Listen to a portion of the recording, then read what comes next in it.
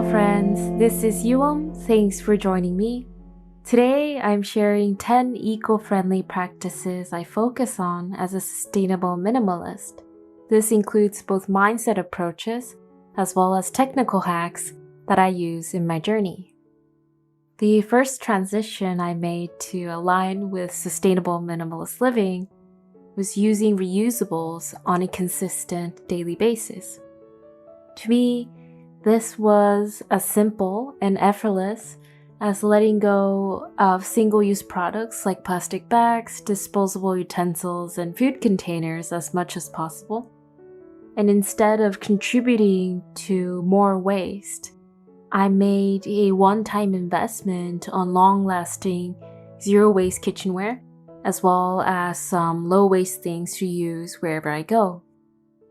But I do know that sometimes that it's inevitable to run into some single-use plastics and wrappings when doing groceries or eating out. And for this, I just work on my inner self to let go and release my attachment to perfectionism. I focus my attention on being mindful of the ingredients and being highly selective of what kind of products I use on my body, on my sacred self. So I try as much as I can to let go of what I think may be toxic and harmful to my own body, including some chemical ingredients that I'm sensitive to, as well as unnatural products. So I go for something like natural oils, plant-based extracts like essential oils instead of artificial ones. And I also use sustainable fabrics like hemp, linen, and flax, and biodegradable materials like bamboo. The objective for me with this is not to hoard eco-friendly products on top of what I already own, but to simply return to making conscious choices when the need for purchasing necessities rises. So it's not really about accumulating natural and organic things for aesthetic purposes, or as a way of demonstrating myself as somehow a sustainability guru, but the true intention is to be mindful with what I do decide to invite into my life. And I question if what I consume is really aligned with my values, my needs, and also the well-being of this earth. I enjoy gardening and growing my own food whenever I can, in order to deepen my connection with Mother Earth. This I do by contributing to some permaculture projects as much as I can, and also maintaining a plot of my own when that's available. And I think that this can be as simple as growing some potted herbs at home, signing up for community gardens, or helping a neighbor out in their garden. To me, it doesn't always have to be about making a full commitment, as this may be difficult depending on the physical conditions. I also enjoy inviting mindful awareness when consuming food, and a part of this practice for me is to keep my compassion alive by eating in such a way that reduces the suffering of all living beings. But if this is not available for some, I also think that simply focusing on reducing food waste and composting when possible, and appreciating my meals, as well as extending gratitude to all the resources used during the growing process, during the harvesting and distributing process, is something that's very important. So I usually dedicate a moment to thank the resources with a lotus prayer before I enjoy my meals. It's simply about forming a deeper bond with what I eat, and about appreciating the miracle of plants. To me, consuming mindfully also extends to material things, including being aware of what's used in the production process, being aware where it comes from, who creates it, and how it is delivered to me. So preferably, whenever possible, I try to focus on ethically sourced products that are sweatshop free and sold by small businesses like Etsy shop owners or mom and pop shops. And that's where I source most of my things. And it's true that sometimes I have to rely on bigger companies, but as I mentioned before, it's not really about restricting myself completely for the sake of perfectionism.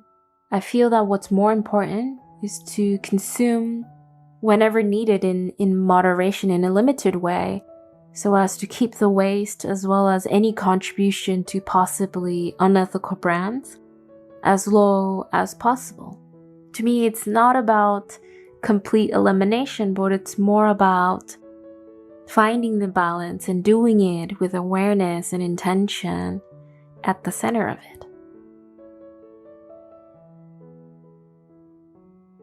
Sometimes I feel that the most humble way of loving this earth without the label of me being sustainable, of me being eco-friendly, is to simply appreciate it, to approach it with gratitude and to be one with nature.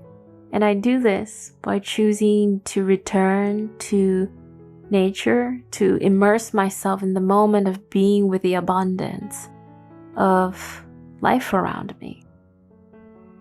I know that opening the path of sustainability, adopting eco-friendly and low-waste practices, and inviting conscious awareness into my life can be intimidating at first, and it can also lead to my feelings of guilt and shame about my own past habits.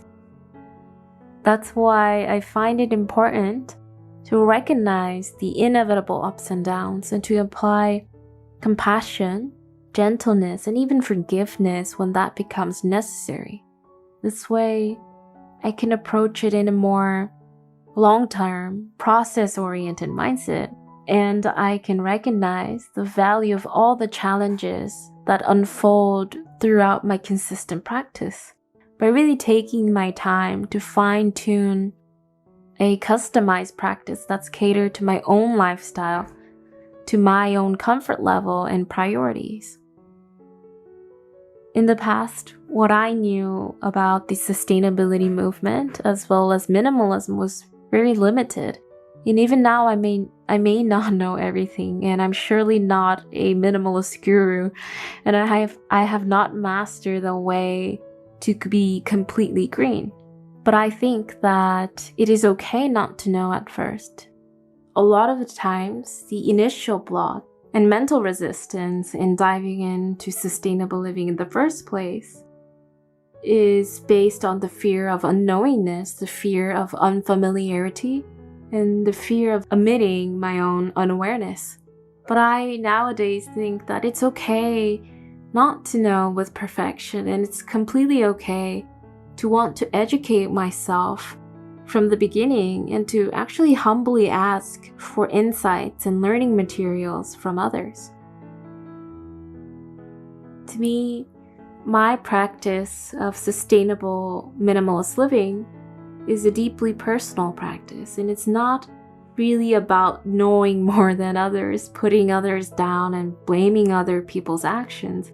It's definitely not about judging my friends, pointing out how unsustainable they are, or about competing against fellow practitioners on who can be more eco-friendly and environmentally aware. And my approach is to focus on healing the earth by committing to my own individual responsibilities of self-education, of conscious awareness, and intentional living as much as I personally can.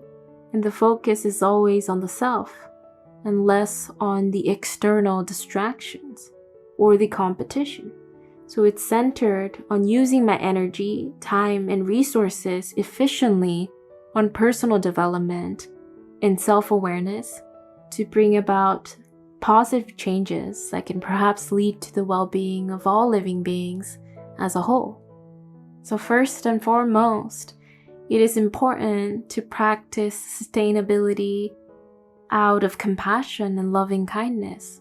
So I approach this journey with love and non-violence, and I don't force others to be just like me, to think like me, and I don't force educate them or to manipulate them with guilt traps and passive-aggressive persuasion.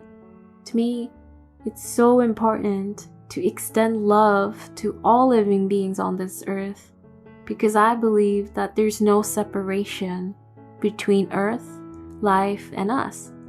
We are in togetherness. We are wholesome. We are healing ourselves by healing the earth. So if you also want to practice with us on this path of mindfulness, sustainability, minimalism, and wellness through nonviolence, feel free to join our Healing Circle Sangha online forum community, or simply like and subscribe to my Heal Your Living channel. I thank you all for being here, my friends, and I hope to see you again soon.